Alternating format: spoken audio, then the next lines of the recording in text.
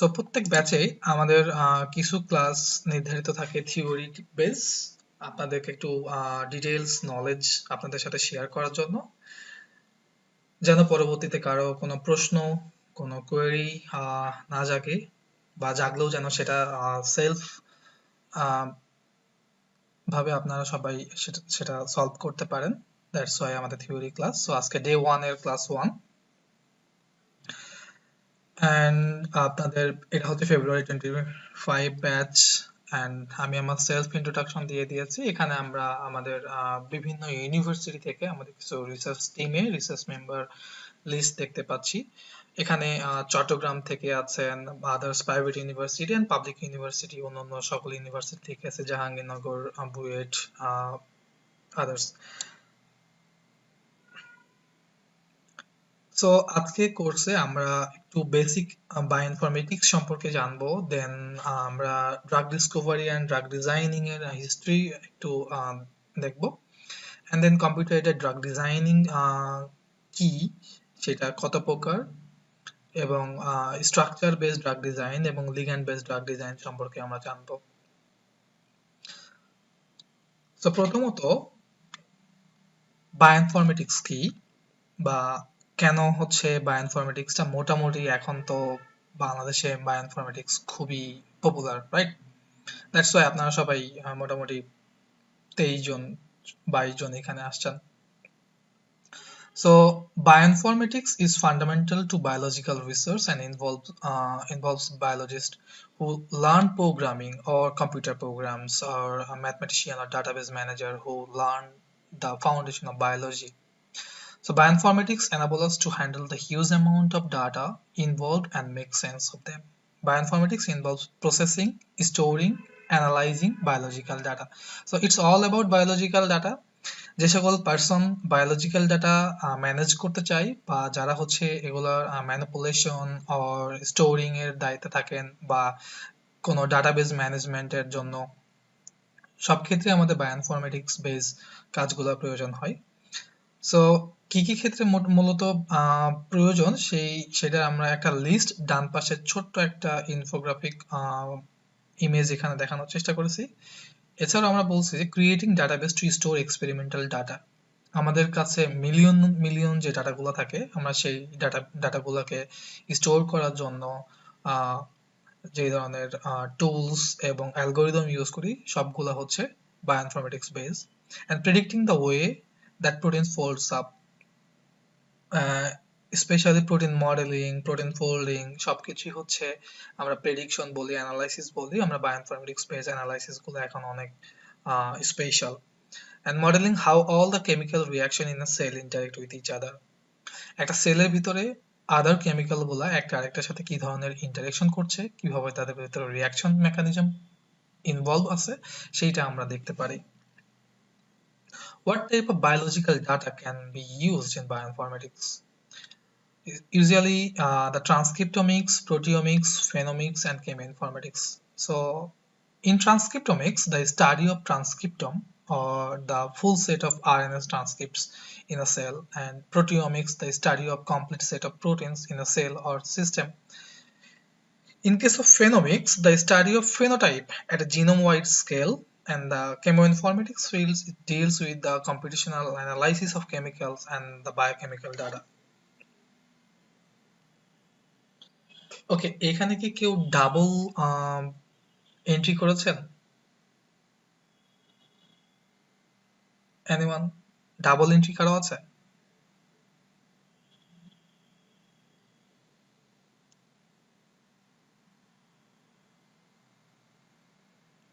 আচ্ছা, I guess নাই, but I think so একজন বেশি আছেন তো, that's right. Okay,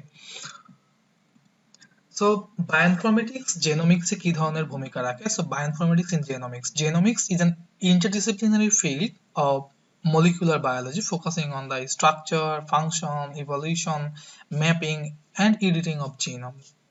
A genome is an organism's complete set of DNA, including all of its genes, as well as its hierarchical or three-dimensional structural configuration, facilities, and the facilities, the assembly of an annotation of genome sequence. Like আমরা যখন জিন identification or জিন sequence alignment or sequencing করি, তখন আমাদের বিভিন্ন ধরনের algorithms tools গুলা লাগে, সেইগুলা আমাদের bioinformatics guided.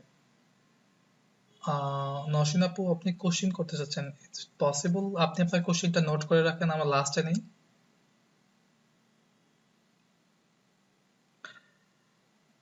And regulatory elements, functional region with the genome, এরপরে assembly and annotation of genome sequence and pharmacogenomics. In pharmacogenomics A usually আমরা হচ্ছে like drug interaction, drug protein interaction or protein protein interaction, এই ধরনের interaction গুলো আর কি আমরা study করতে পারি।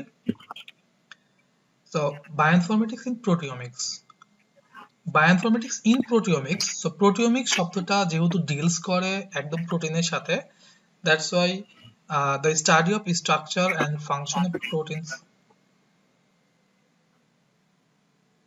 আপনাদের কারো একজনের প্লিজ মাইক্রোফোন আনমিউট আছে, একটু মিউট করবেন। Okay, the study of the structure and function of proteins and including the way they work and interact with each other inside cell. And proteomics is an interdisciplinary domain that has benefited greatly from the genetic information like structural proteomics, pharmacogenomics, for example, drug discovery and drug repurposing, functional proteomics, unknown functional protein detection and protein modeling, system biology. তো এখানে system biology, pharmacogenomics একদম খুবই closely related to each other, and system biology একটা খুবই broad area আমাদের রিসার্চের জন্য। Structural biology, system বায়োলজির ভিতরে স্ট্রাকচারাল বায়োলজি, বায়োইনফরমেটিক্স সবই ইনক্লুডেড। ওকে, এখানে ইমিউনো ইনফরমেটিক্সটা জাস্ট হালকা টাচ দেওয়ার জন্য রাখছি, যদি ইমিউনো ইনফরমেটিক্স আপনাদের মানে আপনাদের জন্য খুব একটা হেল্পফুল না, বা জানলে কারো ক্ষতি হবে এরকম কিছু না। সো ইমিউনো ইনফরমেটিক্সে কম্পিটিশনাল টুলস অ্যান্ড মেথডস গুলো ডিলস করে হচ্ছে আমাদের ইমিউন সিস্টেমের সাথে। এর ফলে আমাদের ইমিউন সিস্টেমটাকে আমরা ট্রেন আপ করতে পারি আপকামিং কোনো ডিজিজ, আপকামিং কোনো রিস্ক ফ্যাক্টর থেকে আমাদেরকে রক্ষা করার জন্য, and aims to understand how the immune system recognize and respond to pathogens. And this immunoinformatics is a multidisciplinary field of study, makes use of computational biology, data mining, machine learning, and bioinformatics approach to understand the complex behavior of immune systems. So, structural bioinformatics এ আমরা বেশ কিছু method and techniques আমরা এখানে apply করি, তাদের কিছু application আছে এবং চ্যালেঞ্জ এন্ড ফিউচার, এই সবগুলা নিয়ে এই স্লাইডটা। সো আমরা কি ধরনের মেথড এবং টেকনিক ইউজ করি? Comparative protein structure modelling, molecular dynamic simulation, protein ligand docking, protein protein docking হইতে পারে, অর লিগ্যান্ড লিগ্যান্ড ডকিং হইতে পারে।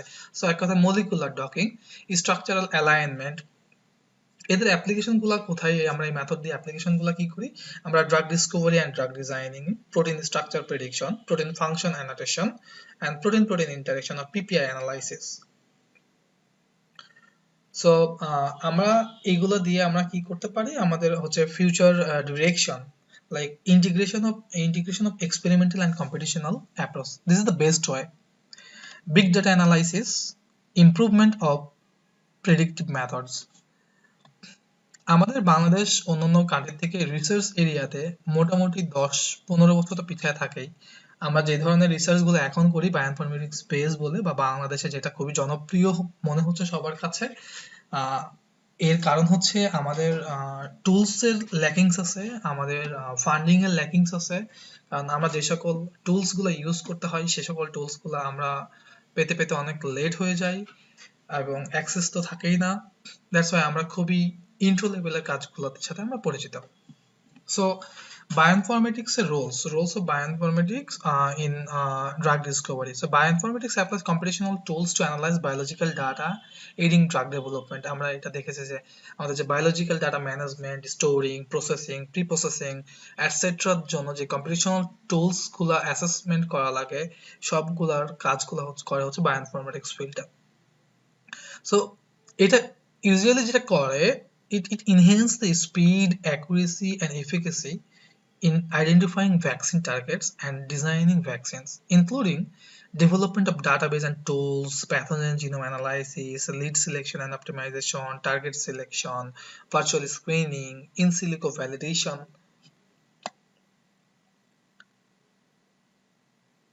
ওকে, এখানে জাস্ট একটা শর্ট হিস্ট্রি টাইপ কথা বলেছে যে আমাদের এই যে ড্রাগ ডিসকভারিটা আসলে কিভাবে মানুষের চিন্তায় আসলো।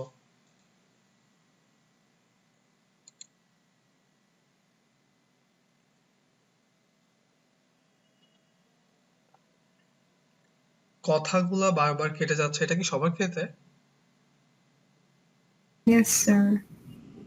Yes.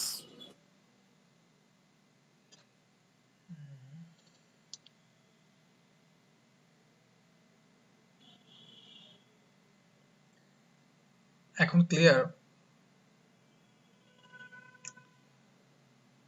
জি এখন ক্লিয়ার আছে। ওকে, থ্যাংক ইউ আপনার নোটিফিকেশনটার জন্য। সো একদম প্রথম দিকে যখন আমাদের কাছে কোনো কম্পাউন্ড বেসড ড্রাগ ছিল না, তখন বলা হচ্ছে the history of drug Discovery is long and complex, dating back to the earliest days of human civilisation.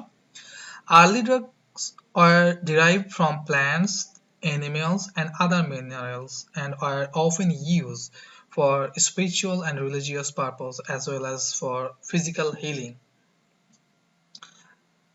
So একদম খাঁটি বাংলায় আমরা অ্যাজ এ মুসলিম হিসেবে আমরা যেতাম কবিরাজ অর ঝাড়ফুঁক something like that spiritual and religious পারপসের কারণে আমরা আমাদের মেন্টাল অর ফিজিক্যাল হিলিং এর জন্য আমরা কিছু প্ল্যান্ট এক্সট্রাক্ট অর পাতা, কোনো গাছের বাকল সামথিং, এগুলাও আমরা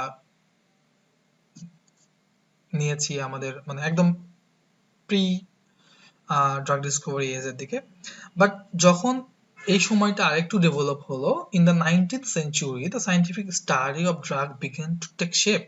Scientists began to isolate the active ingredient from plants and animals and to synthesize new compounds with desired therapeutic properties.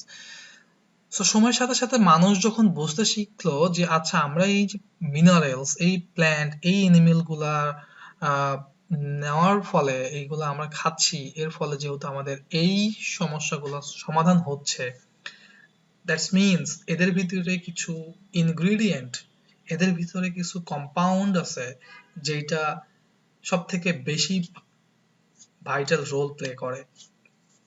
তারা সেগুলাকে এক্সট্রাক্ট করা শুরু করলো, আইসোলেট করলো এবং তাদের মতো কম্পাউন্ড সিনথেসাইজ করা শুরু করলো, and this led to development of many new drugs like aspirin, morphine and penicillin.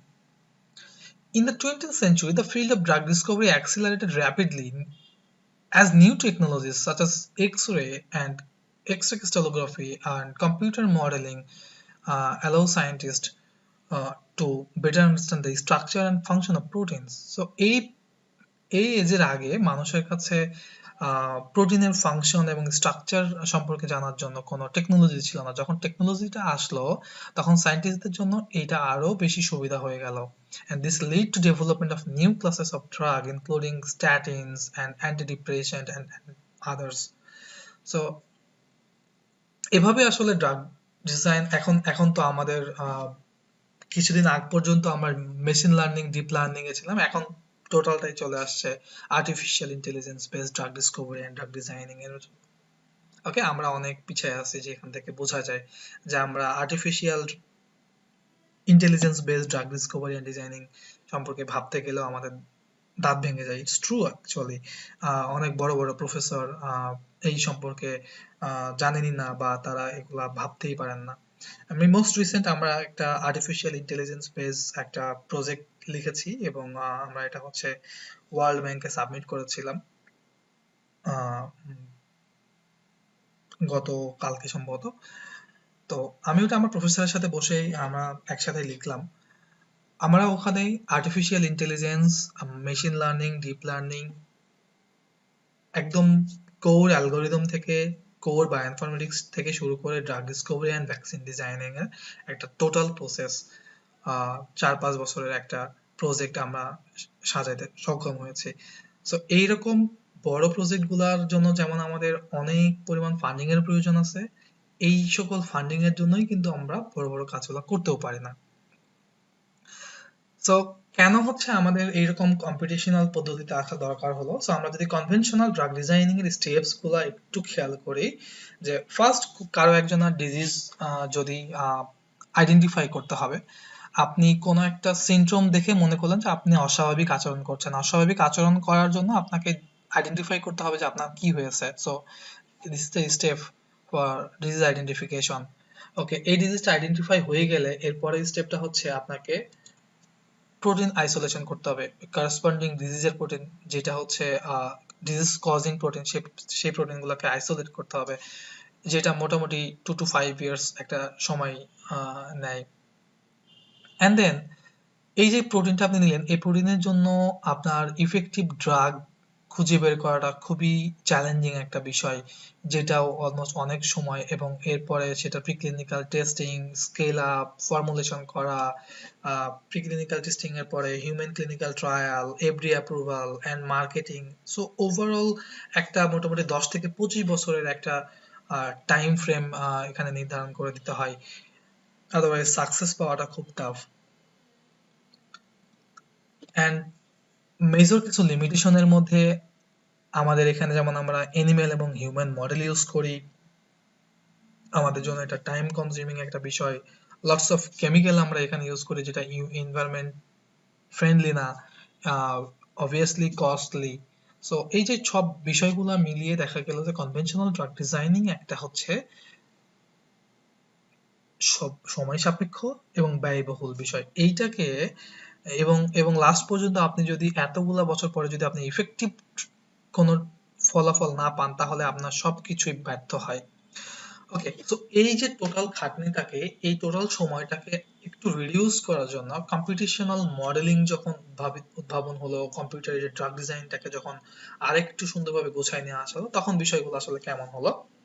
তো ফর এক্সাম্পল, এরপরে কোনো একজনের ডিজিজ হলো, সেই ডিজিজটাকে আইডেন্টিফাই করে আমরা জেনোমিক্স, প্রোটিওমিক্স অ্যান্ড বায়োফার্মাসিউটিক্যালস এর মাধ্যমে তার পটেনশিয়াল প্রডিউসিং টার্গেট প্রোটিনগুলো আমরা আইসোলেট করতে পারি। এবং এই আমরা কনভেনশনাল ড্রাগ ডিজাইনিং এ আমরা যে তার ইফেক্টিভ ড্রাগ ফাইন্ড করতেছিলাম, সেটা আমরা হাই ভলিউম স্ক্রিনিং করতে পারি up to 100K compounds.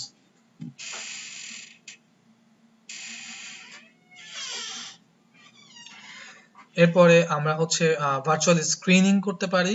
Virtual screening করে এই ভলিউমটা কমিয়ে নিয়ে আসে। এরপরে আমরা হচ্ছে আমাদের এই কাজগুলো করতে আমাদেরকে হেল্প করে হচ্ছে কম্বিনেটোরিয়াল কেমিস্ট্রি, কজ আমরা rapidly vast number of compound এখানে প্রডিউস করতে পারি অ্যান্ড দেয়ার মলিকুলার মডেলিং করতে পারি।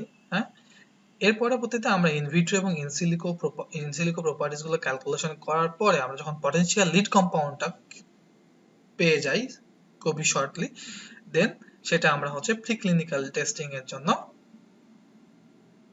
মনোনীত করি। তাহলে আমাদের যে টোটাল প্রসেসটা, সেই টোটাল প্রসেসের টাইম কনজিউমিং যে বিষয়টা ছিল, সেটা একদম রিডিউস হয়ে গেল। So computer aided drug design is a multidisciplinary approach that uses computational methods to predict the properties of potential drugs. It utilizes a range of computational tools, algorithms, and simulations to predict and analyze the interaction between drugs and their target biomolecules. So এটাকে multidisciplinary approach বলা হচ্ছে cause এইখানে আমরা biology, physics, chemistry, mathematics, everything, যেহেতু এখানে আমাদের programming আছে, algorithm আছে, দ্যাটস ওয়াই কেমিস্ট্রি, বায়োকেমিস্ট্রি সবকিছুই, এই জন্য এটাকে মাল্টিডিসিপ্লিনারি অ্যাপ্রোচ বলা হচ্ছে, যেখানে বিভিন্ন ধরনের computational tools, algorithms and simulations use করা হয় একটা ড্রাগের সাথে আরেকটা প্রোটিনের বাইন্ডিং ইন্টারেকশনটা কেমন সেটা স্টাডি করার জন্য। So it is a valuable tool for the pharmaceutical industry because it reduces the time, reduce the cost, reduce chemicals and facilitate lead optimization. So the primary objective of CAD is to screen, optimize, and evaluate the activity of compounds against target, and the advancement in CAD is based on similarity, target identification, structure prediction, binding site cavity and validation, etc. So এখানে আমরা হচ্ছে a list of established drug একটা এখানে আমরা দেখানোর চেষ্টা করছি already যারা হচ্ছে কম্পিউটার এইডেড ড্রাগ ডিজাইনিং এর মাধ্যমে এস্টাবলিশ এবং পাশে তাদের কোন ডিজিজের এগেইনস্টে কোন ড্রাগটা এবং তাদের টার্গেট প্রোটিন কারা ছিল সেই সম্পর্কে আমরা এখানে আলোচনা করেছি। সো কম্পিউটেটিভ ড্রাগ ডিজাইনকে মূলত দুই ভাগে ভাগ করা হয়েছে, একটা হচ্ছে স্ট্রাকচার বেসড ড্রাগ ডিজাইন, একটা হচ্ছে লিগ্যান্ড বেসড ড্রাগ ডিজাইন। ওকে, সো আমরা স্ট্রাকচার বেসড ড্রাগ ডিজাইন নিয়ে একটু দেখি। স্ট্রাকচার বেসড ড্রাগ ডিজাইনিং ক্ষেত্রে বলা হচ্ছে the first step in developing a drug is to find a small molecule that will bind to a target protein and alter its biological function. Okay, বলছে যে the first step in developing a drug developing এর ক্ষেত্রে প্রথম ধাপটা হচ্ছে এমন কোন একটা স্মল মলিকিউল খুঁজে বের করতে হবে যেটা তার টার্গেট প্রোটিনের সাথে বাইন্ড করবে এবং তার বায়োলজিক্যাল ফাংশনকে চেঞ্জ করতে সক্ষমতা রাখে। And target structure ability provides a good starting point for modeling target ligand interaction using structure based approach. So receptor based boli or structure based boli je drug design is a scientific approach used in pharmacology and medicinal chemistry to develop drugs that target specific biological receptors. The process involves identifying the molecular structure of a receptor, determining how it interacts with a ligand, and designing a molecule that will bind to the receptor in a specific way to achieve a desired therapeutic effect. This approach is used to predict a wide range of disease, including neurological disorder, cancer, and infectious disease, etc. So, the structure-based drug design heavily relies on the knowledge of the three-dimensional structure of the biological target obtained through the methods such as X-ray crystallography or NMR spectroscopy. সহজ কথায় structure base যেহেতু বলা হচ্ছে, that means আমরা যে target প্রোটিনটাকে target হিসেবে select করব তার স্ট্রাকচারের উপরে এটা ডিপেন্ড করে এবং স্ট্রাকচারটা হতে হবে 3-ডাইমেনশনাল স্ট্রাকচার এবং সেটা এক্সপেরিমেন্টালি ভ্যালিডেটেড স্ট্রাকচার হতে হবে, like X-ray crystallography or NMR spectroscopic মেথডের মাধ্যমে ডেভেলপ কোনো 3-ডাইমেনশনাল স্ট্রাকচার অ্যাভেলেবল থাকতে হবে স্ট্রাকচার বেসড ড্রাগ ডিজাইনের জন্য। সো দ্বিতীয় পয়েন্টটা বলতেছে if an experimental structure of a target is not available. Okay, তার মানে আমাদের যদি এক্সপেরিমেন্টাল স্ট্রাকচার না থাকে তাহলে কি হবে না, দ্যাটস ওয়াই আমাদের সেকেন্ড পয়েন্টটা বলা হচ্ছে if an experimental structure is not available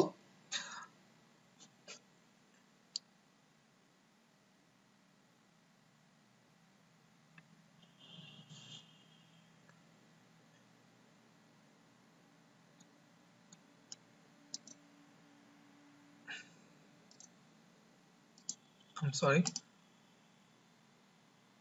Okay, so যদি স্ট্রাকচারটা না থাকে তাহলে it may be possible to create a homology model of the target based on the experimental structure of related protein. Like আমরা যদি স্ট্রাকচার অ্যাভেলেবল না থাকে তাহলে হয়তোবা আমাদের কাছে অবভিয়াসলি অপশন আছে এখন ওই প্রোটিনটার মডেলিং করা, তার মডেল ক্রিয়েট করার জন্য আমাদের কাছে অপশন আছে। So using the structure of the biological target candidate drugs that are predicted to bind with high affinity and selectivity to the target protein may be designed using interactive graphics and the intuition of a medicinal chemist. এখানে structure base drug ডিজাইনে একটা receptor ligand interaction দেখানো হয়েছে যে suppose আমাদের এটা হচ্ছে target protein, এটা হচ্ছে আমাদের লিগ্যান্ডস, এটা হচ্ছে এরপরে আমাদের যদি এই টার্গেট প্রোটিনের এগেইনস্টে আমরা এটাকে ডকিং করি দেন এটা হচ্ছে আমাদের লিগ্যান্ড প্রোটিন ইন্টারেকশন। এখানে যে একটা সারফেস দেখতে পাচ্ছি এটা হচ্ছে একটা surface around the binding site এবং যেই পার্পল কালার স্ট্রিকগুলো দেখতে পাচ্ছি এগুলো হচ্ছে আমাদের টার্গেট প্রোটিনের করেসপন্ডিং অ্যামাইনো অ্যাসিড রেসিডিউ। বিভিন্ন বন্ডিং এর মাধ্যমে তারা ইন্টারেকশন করছে। আমরা মলিকুলার ডকিং ক্লাস এবং পোস্ট ডকিং অ্যানালাইসিস ক্লাসে আমরা এই বিষয়ে আরো বিস্তারিত আলোচনা করতে পারবো। So finally structure based drug discovery পাইপলাইনটা হচ্ছে bioinformatics, structural biology, medicinal chemistry, chemoinformatics base অ্যাপ্রোচগুলোর উপরে ডিপেন্ড করে। এবং আমাদের টোটাল পাইপলাইনের ফার্স্ট স্টেপটা হচ্ছে আমাদেরকে ডিজিজ আইডেন্টিফিকেশন করতে হবে। ডিজিজ আইডেন্টিফিকেশন করার পরে তার প্রোটিন স্ট্রাকচার প্রেডিকশন করতে হবে, প্রোটিন প্রিপারেশন করতে হবে, তার প্রোটিন স্ট্রাকচারটা অপটিমাইজ করতে হবে। সো প্রোটিন প্রিপারেশন টোটাল স্টেপটা হচ্ছে টার্গেট আইডেন্টিফিকেশনের পরে protein preparation. Okay, and then এই টার্গেটের এগেইনস্টে পটেনশিয়াল লিগ্যান্ড আর পটেনশিয়াল ড্রাগ কালেকশন করতে হবে এবং তাদের প্রিপারেশন করতে হবে। এন্ড দেন আমরা হচ্ছে ভার্চুয়াল স্ক্রিনিং করতে পারি, docking base screening or other যে স্ক্রিনিং প্রসেসগুলো আছে for drug interaction. And then হচ্ছে আমরা তাদের স্ট্যাবিলিটিগুলা, তাদের ফ্লেক্সিবিলিটিগুলা দেখার জন্য আমরা মলিকুলার ডাইনামিক সিমুলেশন করলে এই যে লিগ্যান্ড প্রোটিন ইন্টারেকশনটা হইলো এখানে, সেই লিগ্যান্ড প্রোটিন ইন্টারেকশনটা কতটুকু স্টেবল সেটা সম্পর্কে আমরা ধারণা অর্জন করতে পারি। and evaluate pharmacokinetics properties. ওকে, এর পরবর্তীতে আমরা যেই কমপ্লেক্সগুলা যে ড্রাগগুলোকে ওই টার্গেট প্রোটিনের এগেইনস্টে অ্যাজ এ ড্রাগ হিসেবে কনসিডার করে আমরা কমপ্লেক্স তৈরি করে তার অ্যানালাইসিস করলাম, ডকিং এর ভিত্তিতে আমরা তাকে ড্রাগ হিসেবে কনসিডার করলাম, তার কিছু প্রপার্টিস ক্যালকুলেশন করতে হয়, সেগুলোকে আমরা ফার্মাকোকাইনেটিক্স প্রপার্টিস বলি। লাইক তার ড্রাগ লাইকনেস প্রপার্টিস, একটা কম্পাউন্ডের ড্রাগ লাইকনেস প্রপার্টিস হচ্ছে ওই সকল প্রপার্টিস যে সকল প্রপার্টিস একটা কম্পাউন্ডে থাকলে তাকে ড্রাগ হিসেবে আমরা কনসিডার করতে পারি। and Lipinski rule হচ্ছে অন্যতম একটা rule two consider A compound as a drug like molecule and admit properties absorption, distribution, metabolism, excretion and toxicity and their other physical chemical properties.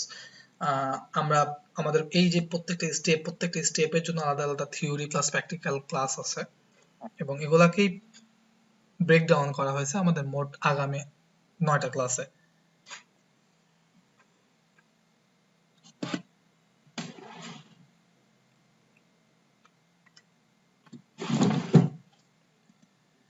And then এরপরে হচ্ছে ligand based.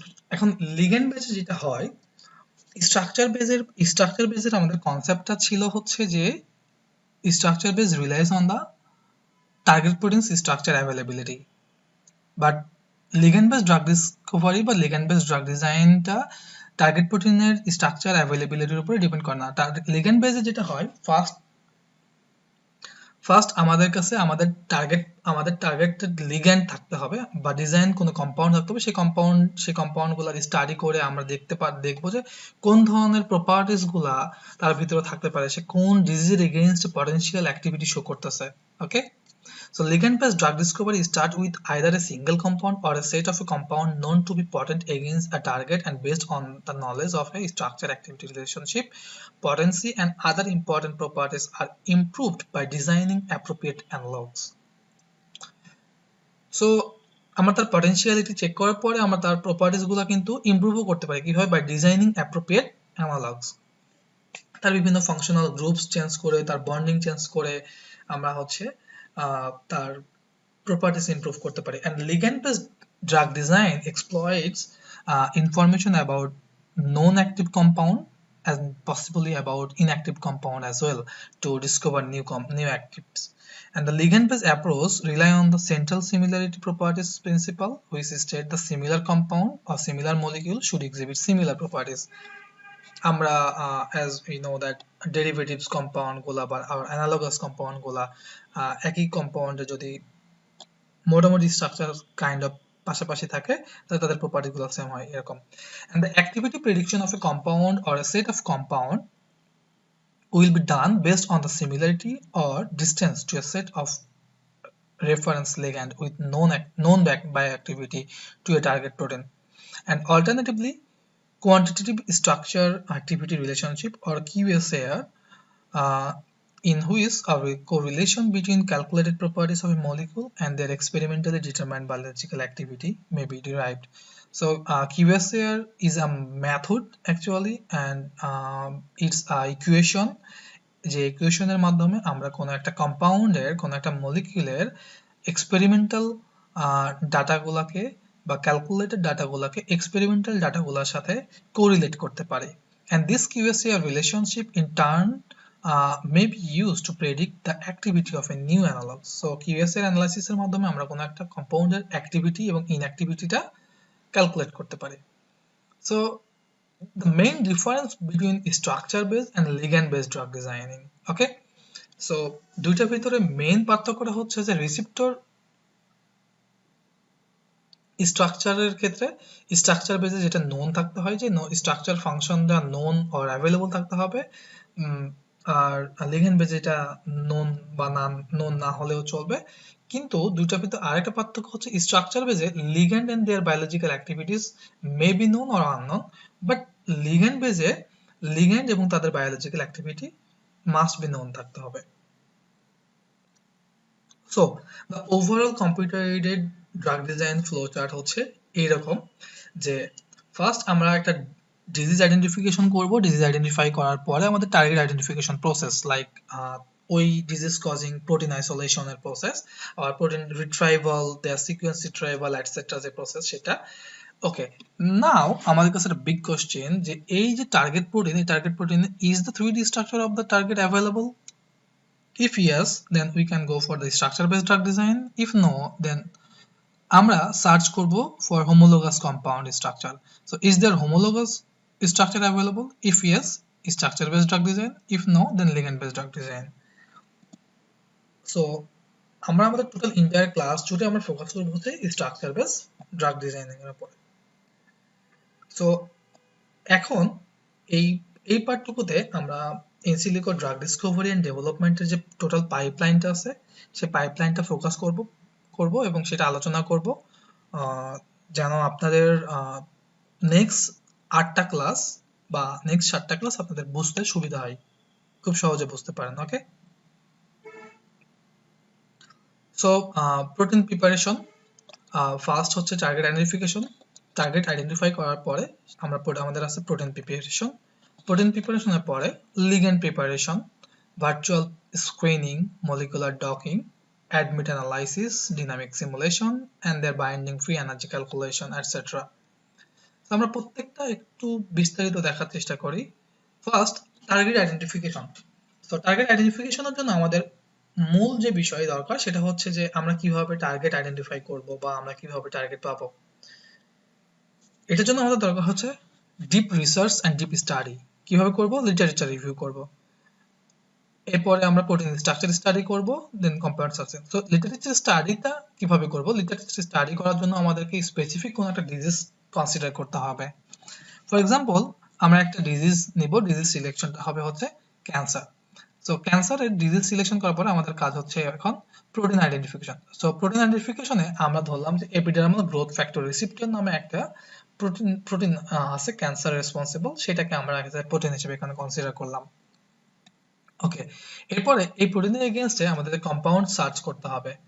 এটা study করব, কি ধরনের study করব আমরা দেখব একটু পরে। Compound search. তো কম্পাউন্ড সোর্স কি ধরনের কম্পাউন্ড সোর্স হতে পারে? দুই ধরনের কম্পাউন্ড সোর্স হতে পারে, একটা synthetic compound or chemical compound, একটা হচ্ছে natural compound or plant derived compound or medicinal plant based compound. So protein আইডেন্টিফিকেশনের পরে আমাদের কিছু স্টাডি করতে হবে প্রোটিন প্রিপারেশনের আগে। এটা হচ্ছে প্রোটিন প্রি প্রসেসিং স্টেপ। আমরা ওই প্রোটিনের নেচার সম্পর্কে জানবো, তার স্ট্রাকচার সম্পর্কে জানবো, তার স্ট্রাকচারাল কোনো ডিফিকাল্টিস আছে কিনা সেই সম্পর্কে আমরা জানবো, এন্ড দেন তার কোন স্পেসিফিক কোন চেইনটা বা কয়টা চেইন আছে, বেশি একাধিক চেইন থাকলে কোন চেইনটা ওই স্পেসিফিক জিন কন্টেন্ট করতেছে সেটা সম্পর্কে জানবো। দেন এটা কোন মেথডে, কোন এক্সপেরিমেন্টাল মেথডে এটা ডেভেলপ করা, তার রেজলিউশন কত, আর ফ্যাক্টরগুলো কত, তার মিসিং কোনো রেসিডিউস আছে কিনা এটসেট্রা। এন্ড দেন আমরা প্রোটিন প্রিপারেশন করব। এন্ড কম্পাউন্ড সার্চিং এর ক্ষেত্রে আমাদের যদি কোনো compound newly develop or novel compound হয়, তার 3D স্ট্রাকচার করার একটা বিষয় আছে, library management and structure optimisation. So protein প্রিপারেশনের স্টেপগুলা 3 ভাগে বিভক্ত। Clean up. সো আমরা একটা প্রোটিন স্ট্রাকচার রিট্রাইভ করার পরে সেই প্রোটিন স্ট্রাকচারে বিভিন্ন ধরনের হেটারোঅ্যাটম, নেটিভ লিগ্যান্ড, আদার কনস্টিটিউয়েন্ট চেইন থাকতে পারে, সেগুলো ক্লিনিং এর একটা বিষয় আছে। অ্যাক্টিভ সাইট প্রেডিকশন, ওই চেইনে ডকিং করার আগে আমাদেরকে অ্যাক্টিভ সাইট প্রেডিকশন করতে হবে। অ্যান্ড এনার্জি অপটিমাইজেশন, যে প্রোটিন স্ট্রাকচারটা আমরা ক্লিন করব সেটার এনার্জি অপটিমাইজেশন করতে হবে বা স্ট্রাকচার অপটিমাইজেশন করতে হবে। এরপরে লিগ্যান্ড প্রিপারেশন। লিগ্যান্ড প্রিপারেশনের প্রসেসটা আমরা হচ্ছে আগেই বলেছি।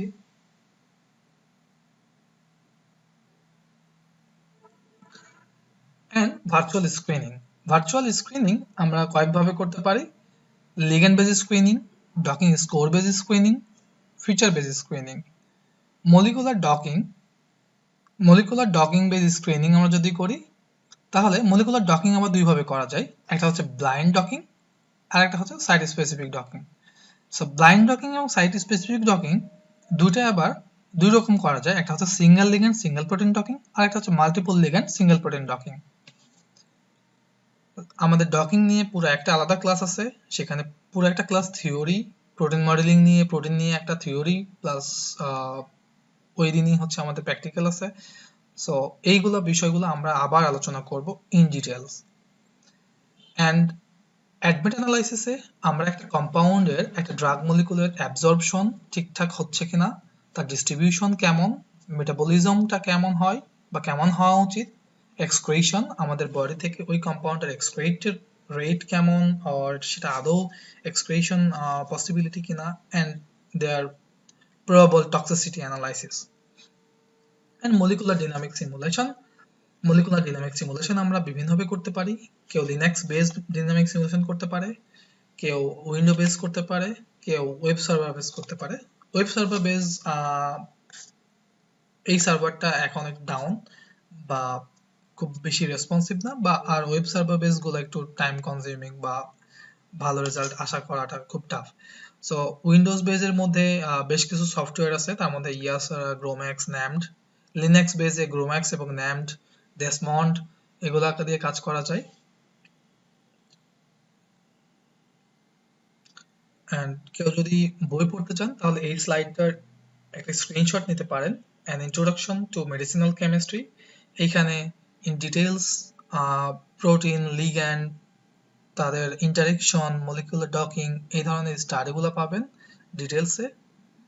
এবং ডিটেলস বায়োইনফরমেটিক্স স্টাডি করতে চাইলে বেসিক অ্যাপ্লাইড বায়োইনফরমেটিক্স ফর ডামিস এই দুটো বই পড়তে পারেন। অ্যান্ড তাদের সাথে এসেনশিয়াল বায়োইনফরমেটিক্স এই বইটা পড়তে পারেন। সো আমরা আমাদের থিওরি লেকচারটা এখানে শেষ করতেছি। If you have any question then please জিজ্ঞাসা করতে পারেন। আচ্ছা, আমরা যখন ডকিংটা শেষ করতেছি, ডকিং স্কোর দেখে বা বাইন্ডিং এফিনিটি দেখে আমরা কি বলতে পারি যে এটা সিনার্জিস্টিক এফেক্ট দিচ্ছে নাকি অ্যান্টাগনিস্টিক এফেক্ট দিচ্ছে? মানে অ্যাগনিস্ট অ্যান্টাগনিস্টের কথা বলছেন? হ্যাঁ, আচ্ছা, অ্যাগনিস্ট হিসেবে কাজ করছে না অ্যান্টাগনিস্ট হিসেবে কাজ আমরা করছে, এটা কেন? প্রপার বাইন্ডিং অ্যাফিনিটি দেখে কখনো অ্যাগনিস্ট অ্যান্টাগনিস্ট ফিক্স করতে পারবো না।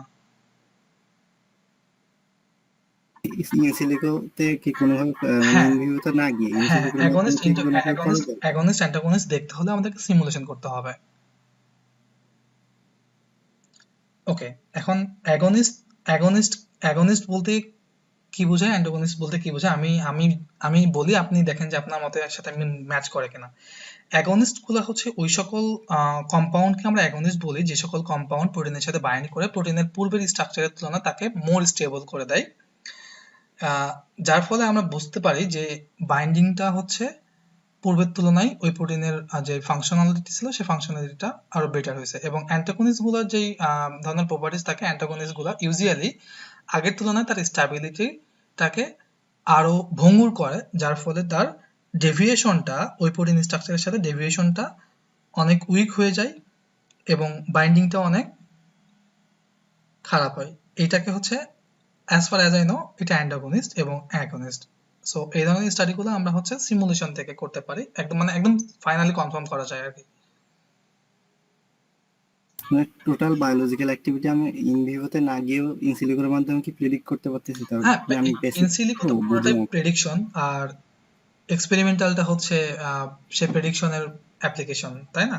যে আপনি একটা প্রেডিকশন করে পরবর্তীতে ধরেন যে আপনি 10টা নিয়ে এক্সপেরিমেন্টাল কাজ করার থেকে আপনি 2টা 3টা নিয়ে কাজ করতে গেলে আপনার টাইমটা বেঁচে যাচ্ছে। কষ্টও কম হবে। আমি বলতেছি কি, মানে একটা নতুন কম্পাউন্ড, নোবেল একটা কম্পাউন্ড আসলো, তার আমরা কোনো কিছুই জানি না। তো এই ক্ষেত্রে ইনসিলিকোর মাধ্যমে কি আমরা বলতে পারবো যে এটা অ্যান্টি ক্যান্সার কিংবা ইনফ্লামেটরি কিংবা জি জি, আমরা জানতে পারবো। সেটা সিমুলেশনের মাধ্যমে জানতে পারি? না, কম্পাউন্ডের ক্ষেত্রে আমরা কম্পাউন্ডের স্টাডি করব, আমরা কম্পাউন্ডের ফার্মাকোকাইনেটিক্স ফার্মাকোডাইনামিক্স প্রপার্টিজ গুলা অ্যানালাইসিস করে আমরা তার স্টাডি করে আমরা তার হচ্ছে antiviral antimicrobial anti cancer properties গুলো আছে কিনা সেগুলো আমরা চেক করতে পারবো। জি থ্যাংক ইউ। আমাদের কোর্সে তো নিশ্চয়ই আছে জি পার্টগুলো। জি ভাই থ্যাংক ইউ। জি, সাদেক হোসেন ভাই। আসসালামু আলাইকুম। আচ্ছা, আমরা তো হচ্ছে প্রোটিনের সাথে লিগ্যান্ডের বাইন্ডিং করাবো। তো সেক্ষেত্রে আমাদের যে টার্গেট প্রোটিন সেটার অ্যাক্টিভ সাইটে যে অ্যামাইনো অ্যাসিড আছে ওগুলার সাথে কি আমরা লিগ্যান্ডের বাইন্ডিং করাবো নাকি? জি, আচ্ছা, ওই শুধু কি অ্যামাইনো অ্যাসিডের সাথে বাইন্ডিং হয় নাকি মানে অন্য কিছু আছে যেটার সাথে বাইন্ডিং হয়?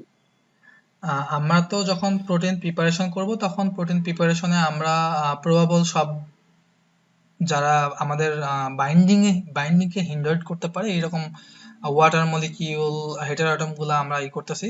এবং আমরা যখন ডকিংটা করব, ডকিং ক্লাসে যাবেন তখন দেখবেন যে আমরা ডকিং এ আমাদের একটা গ্রিড বক্স প্যারামিটার নামে একটা অপশন আছে। যখন আমরা গ্রিড বক্সটা অ্যাক্টিভ সাইটে দিয়ে দিই তখন শুধুমাত্র ওই অ্যাক্টিভ সাইটে যে কয়টা রেসিডিউ থাকে সেই রেসিডিউ গুলাই আমাদের ওই প্রোটিনের সাথে কি করতে পারে, বাইন্ড করতে পারবে প্রোটিনের ওই লিগ্যান্ডের সাথে। আচ্ছা, আর আমাদের যদি টার্গেট প্রোটিন না থাকে তাহলে আমরা ওই যে এই কিভাবে করবো, ওই যে ব্লাইন্ড ডকিং না? না, টার্গেট প্রোটিন আপনি তো প্রোটিন ছাড়া ডকিং করতে পারতেছেন না। জি। ডকিং করতে হলে আপনার টার্গেট প্রোটিন একটা থাকতেই হবে। আমরা যেটা বলছিলাম যে লিগ্যান্ড বেজের পদ্ধতিটা আলাদা। আমরা হচ্ছে যে যদি কোনো একটা ডিজিজের এগেইনস্টে ড্রাগ ডিসকভারি করতে চায় তাহলে আমাদেরকে স্ট্রাকচার বেস যাইতে হবে। অ্যান্ড আপনি যদি কোনো একটা কম্পাউন্ডকে মডিফিকেশন করে ড্রাগ ডিজাইন করতে চান তাহলে আপনাকে লিগ্যান্ড বেজ ওয়েটা ধরতে হবে। জি, তাহলে ব্লাইন্ড ডকিং কখন করব? ব্লাইন্ড ডকিং মূলত যখন আপনার কাছে অ্যাক্টিভ সাইটটা নোন না বা আপনার ওই প্রোটিনের কোনো অ্যাক্টিভ সাইট নাই তখন আপনি ব্লাইন্ড ডকিং করবেন। আচ্ছা, বুঝতে পারছি। আচ্ছা, তো তাহলে মনে করেন আমি একটা প্ল্যান নিয়ে কাজ করতেছি, তাহলে এক্সট্রা কালেক্ট করলাম এবং সেপারেট করলাম আর কি কম্পাউন্ড গুলা। তো এখন আমি এটা মনে করেন এই অ্যান্টি ক্যান্সারের জন্য আমি ওটা ইয়ে করবো, রান করাবো আর কি, মলিকুলার ডকিং করাবো। তো সেক্ষেত্রে আমি অ্যান্টি ক্যান্সারের যে টার্গেট প্রোটিন আছে সেই প্রোটিনটাকে আগে পিবিডি থেকে, প্রোটিন ডাটা ব্যাংক থেকে সিলেক্ট করবো। জি জি এরপরে হচ্ছে ওইটাকে হচ্ছে আমার যে কম্পাউন্ড যেটা আমি আইসোলেট করছি সেটার সাথে হচ্ছে আমি সিমুলেশন করাবো এবং এই ইয়ে করবো, ইন সিলিকো স্টাডি করব। তো যখন আমি দেখবো যে এটার বাইন্ডিং যে প্রপার্টি এটা হচ্ছে মানে সর্বোচ্চ পরিমাণ এবং এনার্জি কম লাগতেছে, কম এনার্জিতে সর্বোচ্চ বাইন্ডিং এটা শো করতেছে, তখন আমি বুঝবো যে আমার এটার বায়ো অ্যাভেলেবিলিটি আছে কম্পাউন্ডার এবং এটা হচ্ছে এই ডিজিজের জন্য অ্যাক্টিভ। এরকম নাকি হ্যাঁ জিনিসটা? হ্যাঁ আমি জি আসলে আমার কনসেপ্টটা ক্লিয়ার করতে চাচ্ছি। জি জি ঠিকই আছে। এরপরেও হ্যালো। আপনার বাকি কনসেপ্টটা ক্লিয়ার হবে জি। আস্তে আস্তে আশা করি। জি জি, আমি আসলে মানে এটা আমার কনসেপ্টটা আসলে ক্লিয়ার করতেছি আর কি আপনার না না সাথে। ঠিক আছে ভাই, সমস্যা নেই। Thank you, thank you.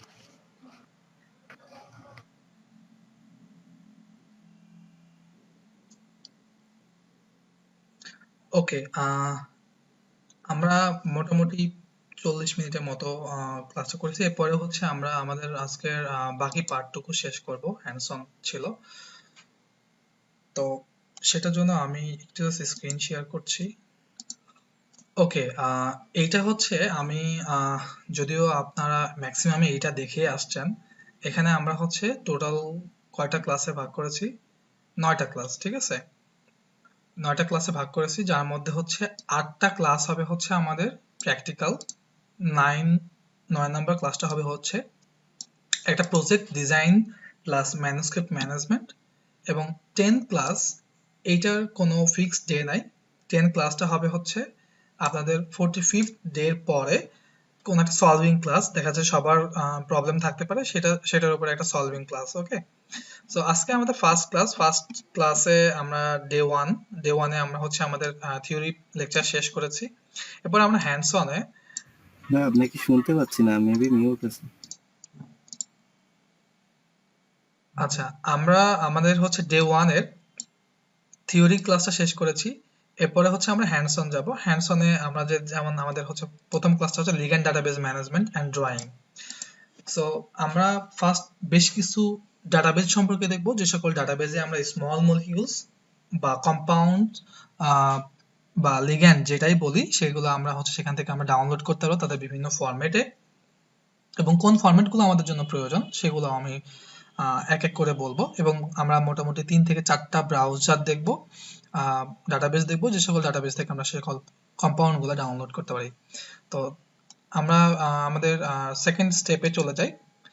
So second step ফার্স্টে আমরা একটা ডাটাবেসের সাথে পরিচিত হব, সেটার নাম হচ্ছে PubChem database. National Institute of Health এর পাবকেম ডাটাবেস। এরপরে আমরা জিঙ্ক ডাটাবেসের সাথে পরিচিত হব, জিঙ্ক ডাটাবেস, ডকিং ওআরজি। এরপরে আমরা ড্রাগ ব্যাংক নামে আরেকটা ডাটাবেসের সাথে পরিচিত হব।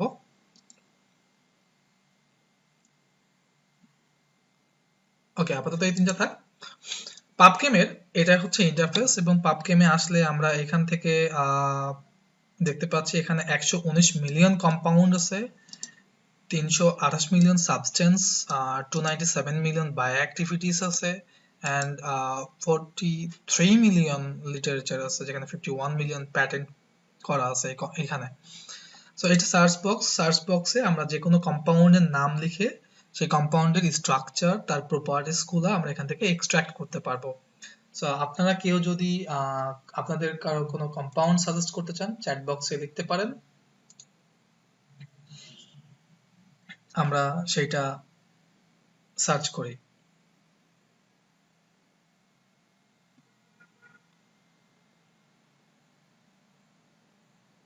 ওকে,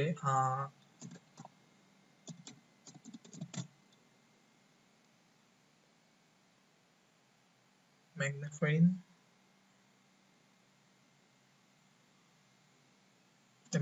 নামে কি আরো কোনো কম্পাউন্ড আছে? আমি একটু দেখে নিই।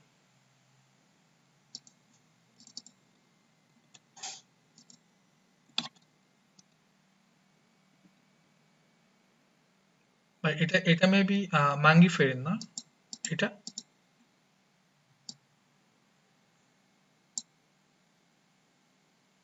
আচ্ছা, আমরা আর একটা পেয়েছি, সেটা হচ্ছে অ্যাট্রোপাইন।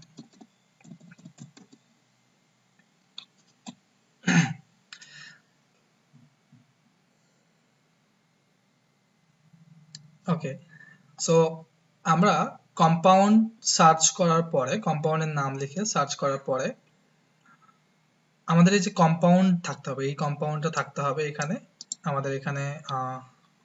সরি, আমি ফার্স্ট পেজে দেখাই। First page is very important. First পেজে এই যে দেখেন নামের নিচে আন্ডারলাইন করা থাকবে, নামের নিচে আন্ডারলাইন, মানে এখানে অ্যাট্রোপিন সালফেট, এটা হচ্ছে টোটালি অ্যাট্রোপাইন না, এটা হচ্ছে অ্যাট্রোপাইন। এখানে তার কম্পাউন্ড আইডি বা সিআইডি আছে, molecular formula, molecular weight, IUPAC name, SMILES, InChI key, etcetera.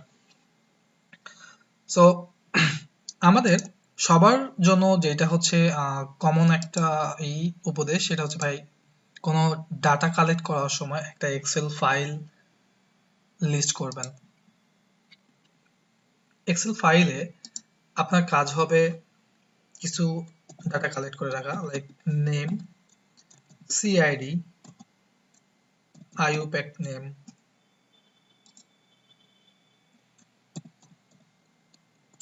Name, স্মাইলিস। এই স্মাইলিসটা কত ইম্পর্টেন্ট এটা হচ্ছে আমরা মোটামুটি 5th or 4th ক্লাসে বুঝতে পারবো। ওকে, তাহলে আমি এখান থেকে এই কম্পাউন্ডের নামটা নিয়ে নিচ্ছি।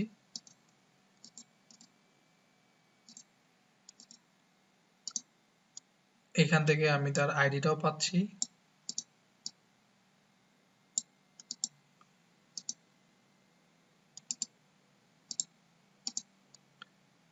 এখান থেকে আইইউপ্যাক নেমটাও পাচ্ছি। আইইউপ্যাক নেম কেন প্রয়োজন এটা লাস্ট ক্লাসের লাস্টের দিকেই বুঝতে পারবেন আমি এটা কেন নিলাম। and then smiley. কেউ প্রশ্ন করতে চান স্মাইলি বা ইঞ্চি নিয়ে? এনিওয়ান? হ্যাঁ, স্মাইলটা কি একটু বুঝবো না আর কি। জি আচ্ছা, স্মাইলিটা হচ্ছে কোনো একটা কম্পাউন্ডের ইউনিক আইডি, লাইক আমাদের পাসপোর্ট আর এনআইডি আছে, এটা হচ্ছে ওই কম্পাউন্ডের ব্যাকবোন যেই স্ট্রাকচার আছে সেই ব্যাকবোন স্ট্রাকচারের উপরে বেস করে আইডি ইঞ্চি সেম, মানে ডিফারেন্ট টাইপ আইডি। যেমন আমাদের একটা মানুষের ভোটার আইডি কার্ডের আইডি নাম্বার আলাদা, বার্থ সার্টিফিকেটের আইডি নাম্বার আলাদা, আবার পাসপোর্টের আইডি নাম্বার, বাট ডিফারেন্ট, কারো আইডি কারোর সাথে ম্যাচ করতেছে না, তাই না? এরকম। সো স্মাইলি হচ্ছে এই কম্পাউন্ডের একদমই একটা ইউনিক আইডি, যেটা হচ্ছে ইউনিভার্সাল। এই আইডিটা, এই আইডিটা কিন্তু এটা শুধুমাত্র পাবকেমের আইডি, কিন্তু এটা জিঙ্কে গেলে আলাদা হয়ে যাবে, ড্রাগ ব্যাংকে গেলে আলাদা হয়ে যাবে। ওকে, আচ্ছা, আমরা আপাতত এই চারটা ইনফরমেশন দেখবো। এরপরে আমরা কি করব, আমরা এই কম্পাউন্ডের ভেতরে যাব ক্লিক করলে। ওকে, সো এখানে বিভিন্ন ধরনের নাম দেখতে পাচ্ছি। এটা তার কমন নামগুলোর ভিতরে একটা নাম হচ্ছে এটা। এখান থেকে আমরা তার আইডি স্ট্রাকচার দুটো, একটা 2D স্ট্রাকচার, 3D স্ট্রাকচার। এখন আমাদের সবসময় 3D স্ট্রাকচারটা এখানে অ্যাভেলেবল থাকতে হবে পাবকেমে। অ্যাকিউট টক্সিক, কেমিক্যাল সেফটি সম্পর্কে আগে বলে দিচ্ছে, এটা হচ্ছে acute toxic. Molecular weight, others, এখানে স্ট্রাকচার 2D স্ট্রাকচার, এবং 3D স্ট্রাকচার, এটা হচ্ছে তার 3D স্ট্রাকচার। আমাদের যেটা দরকার, আমাদের এখান থেকে 3D স্ট্রাকচারটা ডাউনলোড করতে হবে। আমরা ডাউনলোড কোঅর্ডিনেটে ক্লিক করে SDF ফরম্যাটে সেভ করব, SDF ফরম্যাটটা সেভ করব। তাহলে আমরা 3D তে আসলাম, ডাউনলোড কোঅর্ডিনেটে এসে SDF ফরম্যাটটাকে সেভ করলাম। আমরা এখান থেকেও আইইউপ্যাক, ইঞ্চি কি, স্মাইল এগুলা কালেক্ট করতে পারতাম। ওকে, এখন আমরা এই সেম নামটা আমরা দেখি জিঙ্কে পাই কিনা। এটা হচ্ছে জিঙ্ক ডাটাবেজের হোম পেজ, এবং জিঙ্ক ডাটাবেজে আসলে প্রথমত আমরা দেখতে পাচ্ছি যে এখানে কোনো সার্চ অপশন নাই, এই জন্য আমাদের সাবস্টেন্সে যেতে হবে। সাবস্টেন্সে আসলে আমরা এখানে অনেকগুলো অপশন পাবো। এখানে আমরা স্মাইলি পেস্ট করতে পারবো, কম্পাউন্ড স্ট্রাকচার ড্র করতে পারবো, এবং নাম দিয়েও সার্চ করতে পারবো। আমরা এখানে নাম দিলাম, দেখি সার্চ করে।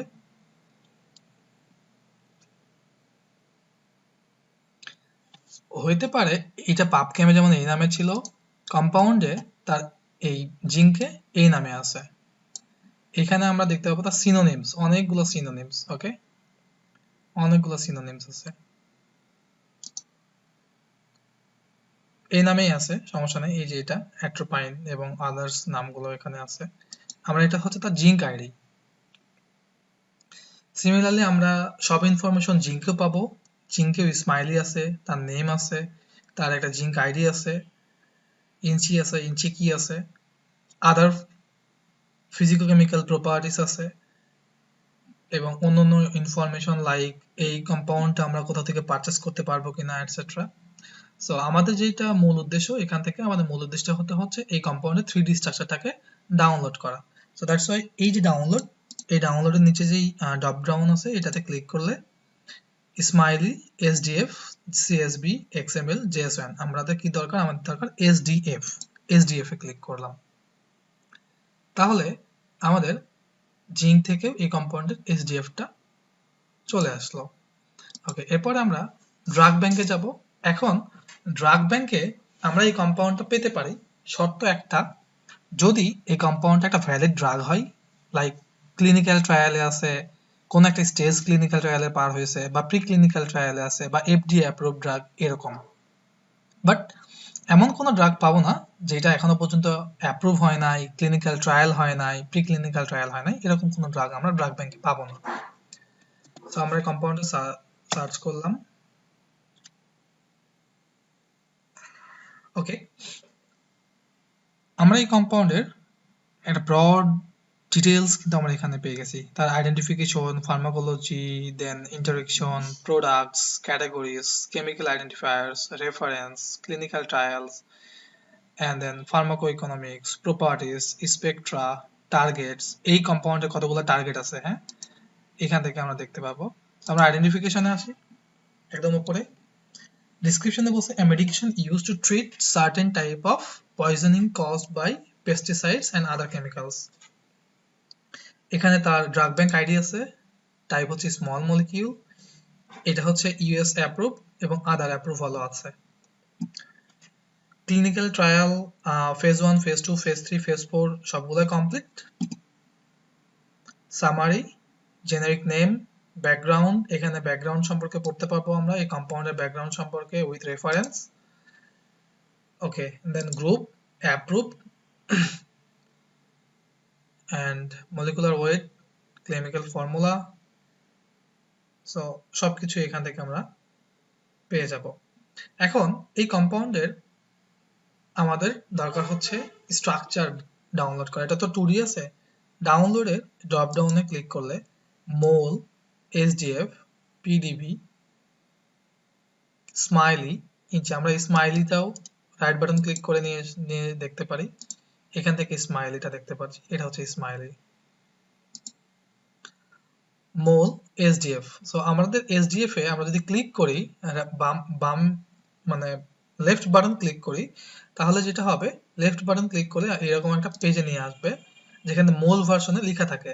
সো আমাদেরকে যেটা করতে হবে, এসডিএফ এ কার্সর রেখে রাইট বাটন ক্লিক করে এটাকে সেভ লিংক অ্যাজ করে ফেলতে হবে।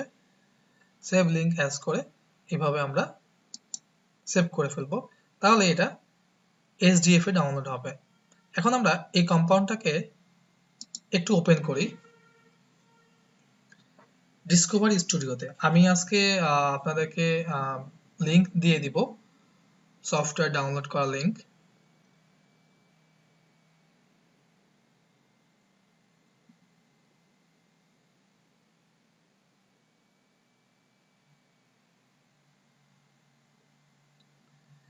ওকে, কোন একটা কম্পাউন্ড আপনি যখন বায়োমেট্রিক ডিসকভারি স্টুডিওতে ফার্স্ট টাইম ওপেন করতেছেন, তখন এরকম হোয়াইট ব্যাকগ্রাউন্ড আসবে।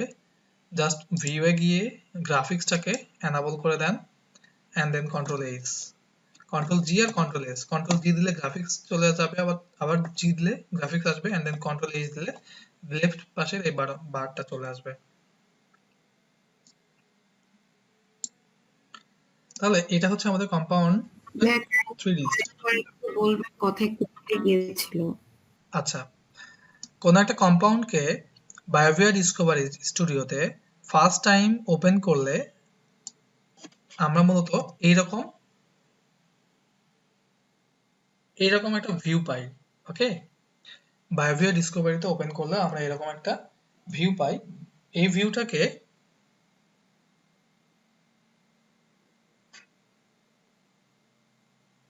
এই ভিউটাকে নর্মাল ভিউ করতে কন্ট্রোল জি কন্ট্রোল এইচ প্রেস করতে হবে, অথবা ভিউয়ে গিয়ে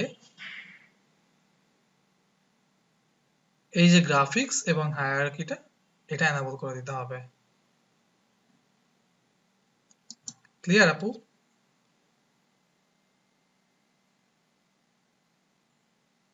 ইয়েস ভাই, থ্যাংক ইউ। ওকে, সো অনুরূপভাবে আমরা ওই কম্পাউন্ডগুলোও যে বাকি দুইটা ডাউনলোড করেছি সেগুলো আমরা এখানে ওপেন করলে এরকমই কম্পাউন্ড পাবো।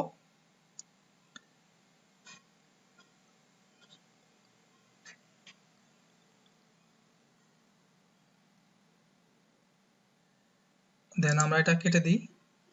আচ্ছা, এখন আমরা একটা নতুন ডাটাবেজের সাথে পরিচিত হব। সবাই নতুন ডাটাবেজের সাথে পরিচিত হব, সেটা হচ্ছে ইমপ্যাক্ট। এটা ইন্ডিয়ান একটা ডাটাবেজ।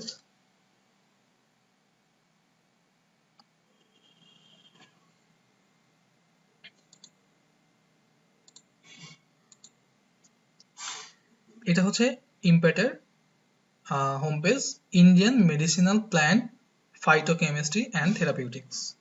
ওকে, এখানে আমরা বিভিন্ন প্ল্যান্টের, ইন্ডিয়ান সাবকন্টিনেন্টে যে সকল প্ল্যান্টগুলো আছে সে সকল প্ল্যান্টের অ্যাসোসিয়েটেড ফাইটো কম্পাউন্ডস গুলো পাবো।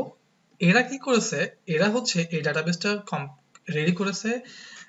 ধরেন কোনো একটা কম্পাউন্ডের বিভিন্ন লিটারেচার ঘেটে ঘেটে, বিভিন্ন লিটারেচারে কোনো না কোনো কম্পাউন্ড সেখান থেকে কেউ না কেউ সাজেস্ট করেছে এইরকম, তারা হচ্ছে রেফারেন্স সহ কোন পেপারে কোন কম্পাউন্ড আছে সেখান থেকে তারা লিস্ট করেছে কম্পাউন্ড গুলা। আমরা একটু ডিটেলসে যাই, নিচে আসলে নিচে যে নিচে ব্রাউজে আসলে আমরা দেখতে পাচ্ছি ড্রপ ডাউন একটা মেনু আছে, ফিজিকো-কেমিক্যাল অ্যাসোসিয়েশন।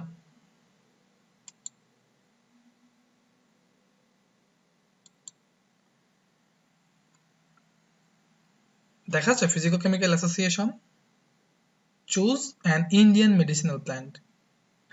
সো এখান থেকে আমরা চুজ ফ্রম ড্রপ ডাউন থেকে আমরা এখানে বিভিন্ন ধরনের ইন্ডিয়ান মেডিসিনাল প্ল্যান্ট আছে। এখন আপনার মেডিসিনাল প্ল্যান্টের নাম যে লেটার দিয়ে শুরু, কিবোর্ডের ওই লেটারটা প্রেস করবেন। সাপোজ আমি এন দিয়ে শুরু কোনো একটা কম্পাউন্ডের নাম করতে চাচ্ছি, ফর এক্সাম্পল এইটাই ধরেন,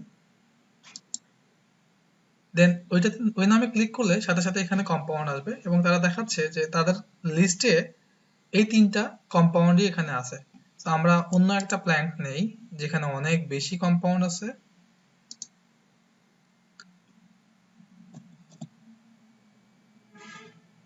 নাইজেলা স্যাটিভা। এখানে অনেক কম্পাউন্ড এবং আমরা নিচের দিকে যদি আসি, টেবিলের নিচের দিকে দেখতে পাবো যে 305টা এন্ট্রি করা আছে, 305টা কম্পাউন্ড এন্ট্রি করা আছে। তবে ইম্প্যাক্টে এই এন্ট্রির ভিতরে ডাবল থাকে, হ্যাঁ, দেখা যাচ্ছে এন্ট্রিগুলো ডাবল করা থাকে এবং প্রত্যেকটা রেফারেন্স দেওয়া আছে, এই কম্পাউন্ডটা কোন কোন পেপার থেকে নিয়ে আসে তার রেফারেন্স গুলো দেওয়া আছে, যেটা হচ্ছে আমাদের পরবর্তীতে কাজে লাগে। ঠিক আছে, তাহলে এখান থেকে আমরা যেটা করতে পারি, এবং এখানে বলে দেওয়া আছে কম্পাউন্ডটা কোন পার্টের, লাইক নাইজেলা স্যাটিভার শীট, দেন হচ্ছে তার হোল প্ল্যান্ট থাকতে পারে, লিফ থাকতে পারে। ওকে, তো আমরা এই কম্পাউন্ডের যে কোনো আইডিতে যদি ক্লিক করি, কোন একটা আইডিতে ক্লিক করলে first summary, then physicochemical, drug likeness, ADMET, description, whatever. So এখান থেকে এসে আমরা এই যে স্মাইলি পাচ্ছি, ইঞ্চি কি পাচ্ছি, আদার প্রপার্টিস গুলো পাচ্ছি এবং নিচে কেমিক্যাল স্ট্রাকচার ডাউনলোডের অপশনও পাচ্ছি। 3D and 2D, আমাদের তো দরকার 3D মোল 2, SDF, PDB QT। সো আমরা SDF টা এখান থেকে ইজিলি SDF টা ডাউনলোড করে নিতে পারি। SDF এ 3D SDF এ ক্লিক করলে 3D SDF টা ডাউনলোড হয়ে যাবে।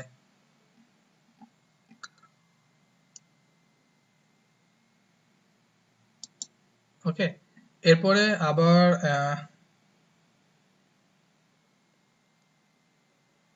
এখানে চুজ ফাইটোকেমিক্যালের অপশন আছে, আপনার এই ড্রপ ডাউনে ক্লিক করলে ফাইটোকেমিক্যাল লিস্ট চলে আসবে, সেই লিস্ট থেকে আপনি আপনার ফাইটোকেমিক্যালের স্ট্রাকচারটা বা ইনফরমেশন গুলা কালেক্ট করতে পারবেন। ওকে, এই ছিল হচ্ছে 4টা ডাটাবেস, পাবকেম, জিঙ্ক, ড্রাগ ব্যাংক এবং ইম্প্যাক্ট। সো এখন আমরা যদি এমন কোনো কম্পাউন্ড ডিজাইন করতে চাই যেটা নোবেল, তাহলে সেই কম্পাউন্ডগুলো আমরা কিভাবে ডিজাইন করব বা ডিজাইন করতে পারি, এবং এই যে এই সকল ইনফরমেশন, তার আইইউপ্যাক নেম, স্মাইলি, ইঞ্চি কি, মলিকুলার ওয়েট, ফর্মুলা, এগুলা কোথা থেকে পাবো এবং ওই কম্পাউন্ডটাকে কিভাবে 3D স্ট্রাকচারে কনভার্ট করব, সেই স্টেপটা হচ্ছে এখন আমরা দেখব। সবার কনসেন্ট্রেশন আছে তো? জি। আর 15 থেকে 20 মিনিট। ওকে, সো এর জন্য আমাদেরকে যেটা করতে হবে, এর জন্য আমরা কেমড্র নামে একটা সফটওয়্যার ওপেন করব।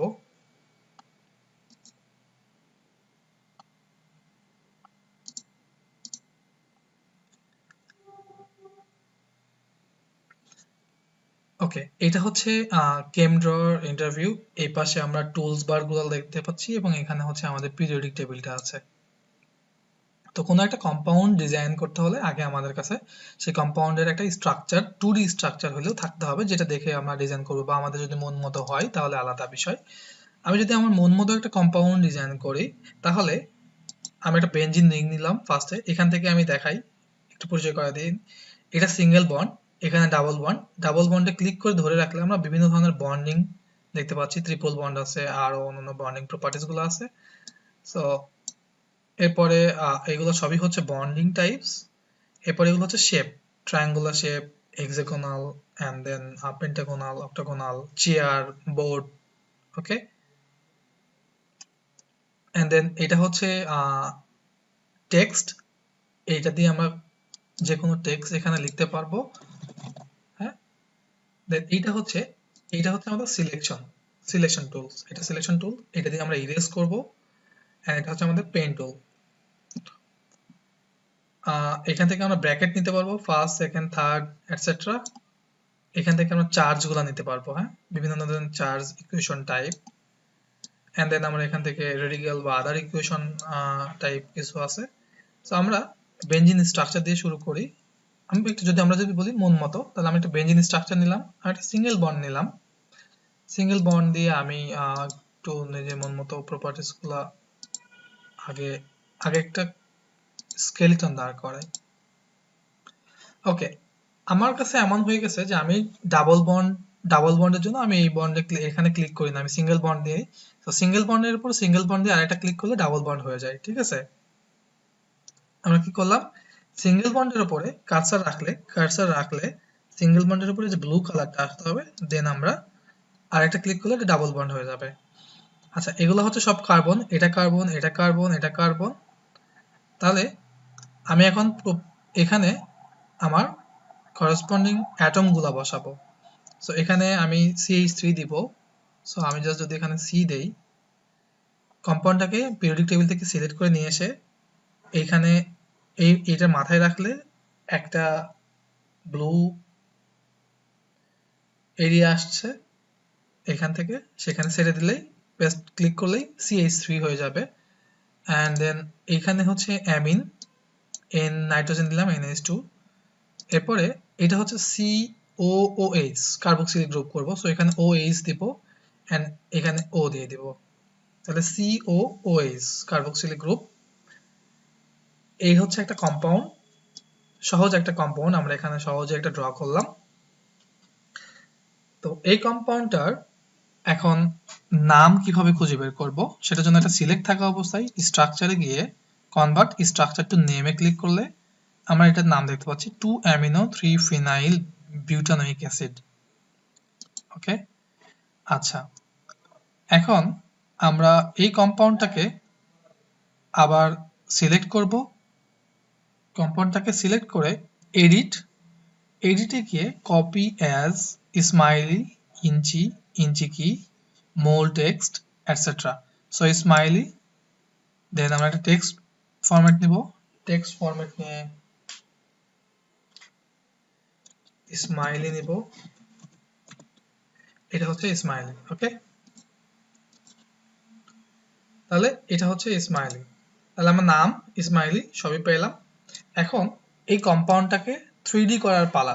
তার আগে আমি তো এখানে একটা সিম্পল কম্পাউন্ড ড্র করলাম, একটু জটিল বা আমরা যেটা এখানে ড্র করেছি সেটাও তো আমরা এখানে ড্র করতে পারতাম, তাই না? বা আমি এখন বলি যে আমরা হচ্ছে কেমড্রকে এক্সপ্লোর করার মতো অনেক অপশন, অনেক সময় পাবেন, নিজে থেকেও এক্সপ্লোর করতে হবে। এবং ফার্দার যদি কখনো কোথাও পেতে চান কেমড্রতে বা আদার কোনো সফটওয়্যারে, যে কোনো সময় নক করবেন, আমি ফ্রি থাকলে আপনাদেরকে রিপ্লাই দিব।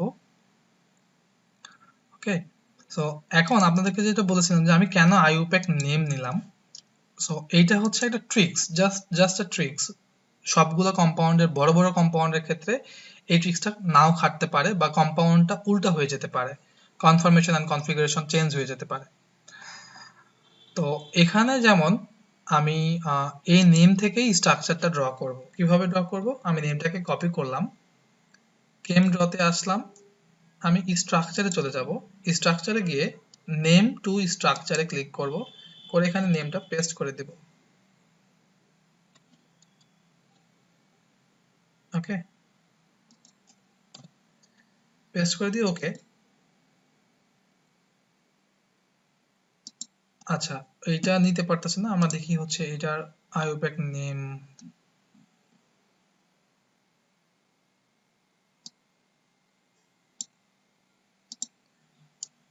এখন কেমড্র লাইব্রেরিতে যদি এই কম্পাউন্ডের নামটা না থাকে তাহলে অনেক সময় আসে না। ওকে, আসছে। আর যখন আমরা যে সেকেন্ড ব্র্যাকেট ছিল সেটা কেটে দিয়েছিলাম।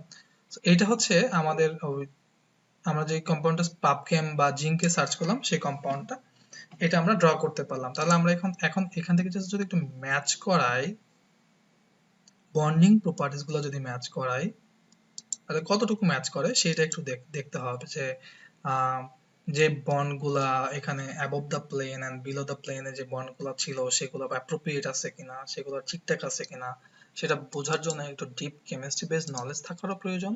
দ্যাটস ওয়াই এইটা সব ক্ষেত্রে সব মলিকুলের ক্ষেত্রে ট্রাই করার চেষ্টা করবেন না, তাহলে হিতে বিপরীত হওয়ার সম্ভাবনা থাকতে পারে। কারণ আমাদের যদি কোনো কম্পাউন্ডের কনফরমেশন চেঞ্জ হয়ে যায় তাহলে তার প্রপার্টিসও চেঞ্জ হয়ে যায়। হ্যাঁ,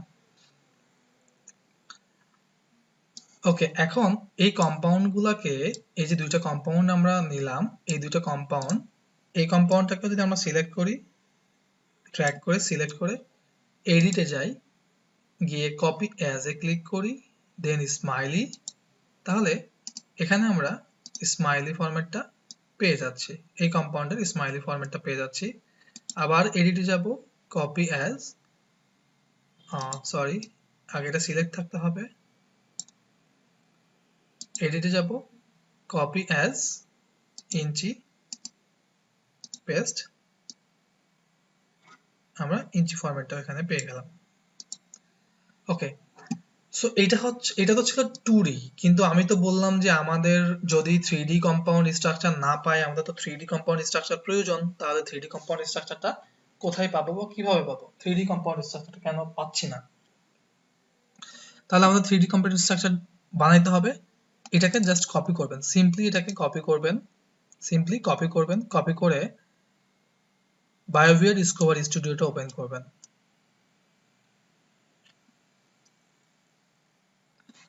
বায়োভিয়ার ডিসকভারি স্টুডিও ওপেন করে এই যে এখান থেকে ফাইল আছে, ফাইলে গিয়ে নিউ মলিকিউল উইন্ডো নেবেন, একটা এরকম ব্ল্যাক উইন্ডো আসবে, এখানে পেস্ট করবেন কন্ট্রোল ভি দিয়ে। পেস্ট করার পরে আপনার কাজ হচ্ছে কেমিস্ট্রিতে যাবেন। ওকে, পেস্ট করলেন, পেস্ট করার পরে আপনার কাজ হচ্ছে কেমিস্ট্রিতে যাবেন, হাইড্রোজেনগুলো অ্যাড করে দিবেন। ওকে, হাইড্রোজেন অ্যাড করে দিলেন, হাইড্রোজেনগুলো অ্যাড করে দিয়ে এরপরে কাজ হচ্ছে ফাইলে গিয়ে সেভ অ্যাজ করেন, এই কম্পাউন্ডটাকে সেভ অ্যাজ করেন। আমি এইটা ডাউনলোডে রাখলাম, ডাউনলোডে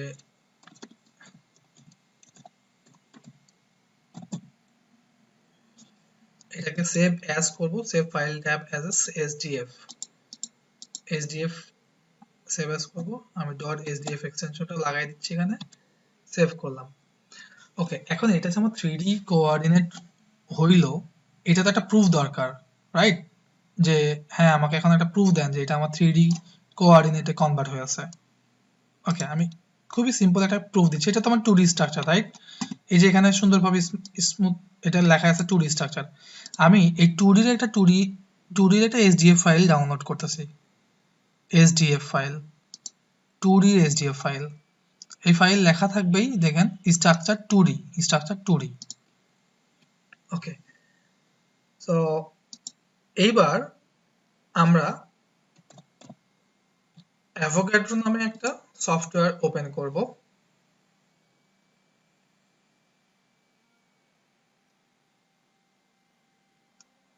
অ্যাভোগাড্রো নামে সফটওয়্যার ওপেন করার পরে আমরা ফাইলে যাব, ফাইলে গিয়ে ওপেন,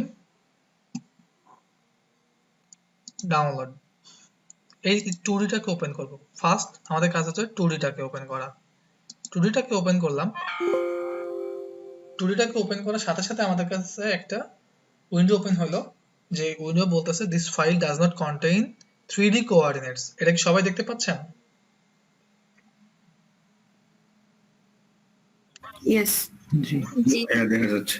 সো এর মানে হচ্ছে আমরা যে কম্পাউন্ডটা নিয়ে আসছি এটা 3D স্ট্রাকচার না, এটা 2D structure. Okay, so Avogadro আমাকে বাই ডিফল্ট একটা প্রশ্ন করেছে যে do you want Avogadro to build আর রাফ জিওমেট্রি। আমি যদি ইয়েস বলি তাহলে এটা সে একটা রাফ জিওমেট্রিক কমপ্লেক্স তৈরি করে দিবে, যেটা আর কি আসলে হয় নাই। ওকে, এখন আমি আবার ফাইলে গিয়ে ওপেন করব। এবার ওপেন করব হচ্ছে আমরা যে ডিজাইন করে এসডিএফ সেভ করলাম ডিসকভারি স্টুডিও থেকে সেইটাকে।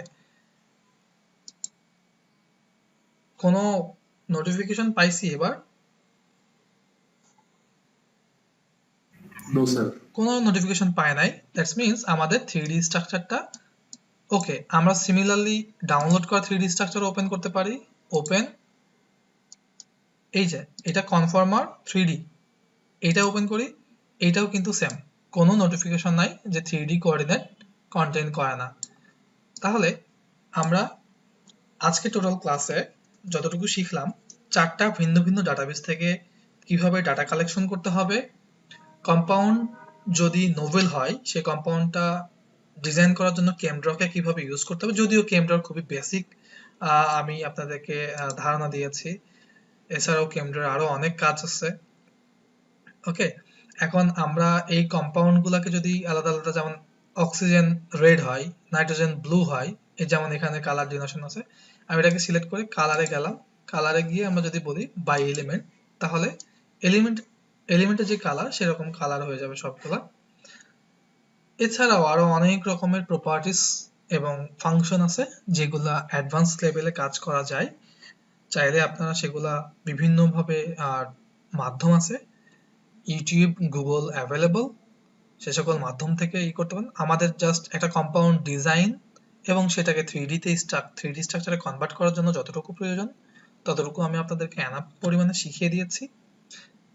সেটা সিমিলারলি কিন্তু আমরা এই কম্পাউন্ডটাকেও সেম ভাবে বায়োভেট ডিসকভারি, জাস্ট এখান থেকে কপি করব, বায়োভেট ডিসকভারি স্টুডিওতে গিয়ে নিউ মলিকুল উইন্ডো নিব, পেস্ট করে দিব, দেন কেমিস্ট্রিতে গিয়ে হাইড্রোজেন অ্যাড হাইড্রোজেন করে দেব, দিয়ে এটাকে সেভ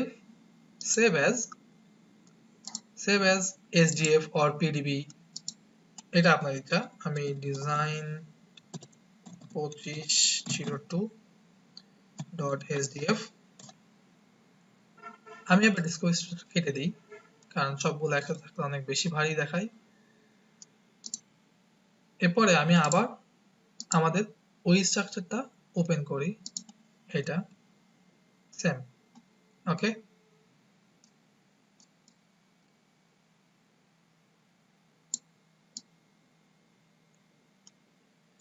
ওকে, তাহলে আমরা কোনো একটা compound structure 3D structure download, 3D structure preparation.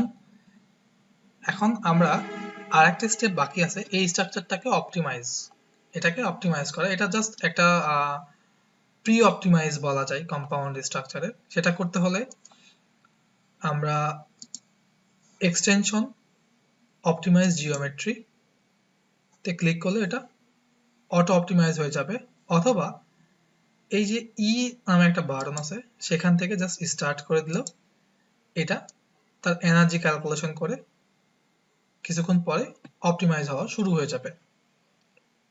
এরপরে আমরা সেখান থেকে ফাইলে গিয়ে সেভ অ্যাজ করে যে কোনো ফাইল ফরম্যাটে সেটাকে আমরা সেভ করতে পারবো। আমরা এটা অপটিমাইজ হয়েছে কি করে বুঝবো? এই যে del E equal to 0 হয়ে যাবে এবং টোটাল E এর একটা ভ্যালু দিবে কিলোজুল পার মোলে। ঠিক আছে, এটা হচ্ছে তার অপটিমাইজেশন।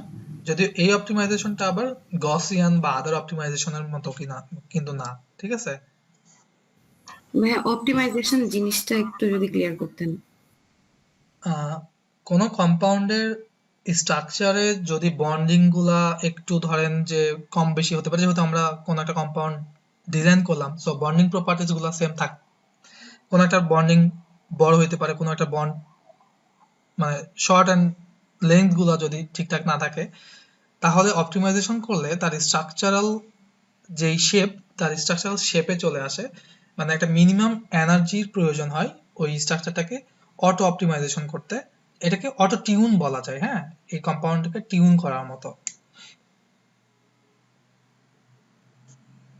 এতে করে কোনো কম্পাউন্ডের স্ট্রাকচারাল ফ্লেক্সিবিলিটি বৃদ্ধি পায়, তার বাইন্ডিং প্রপার্টিসটা যদি কোনো প্রবলেমেটিক থাকে সেই পার্টটাও ফিক্সড হয়।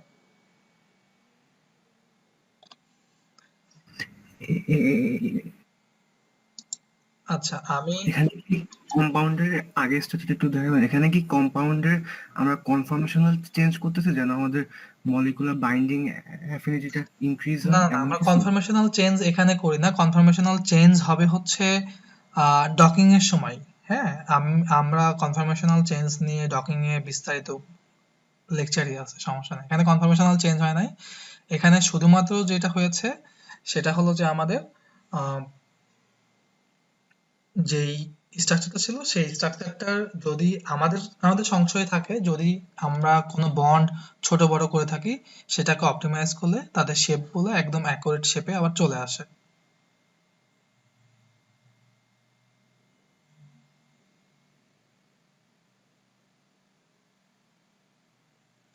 ওকে, আমি স্ক্রিনটা অফ করে দিচ্ছি প্লাস রেকর্ডিংটা অফ করে দিচ্ছি।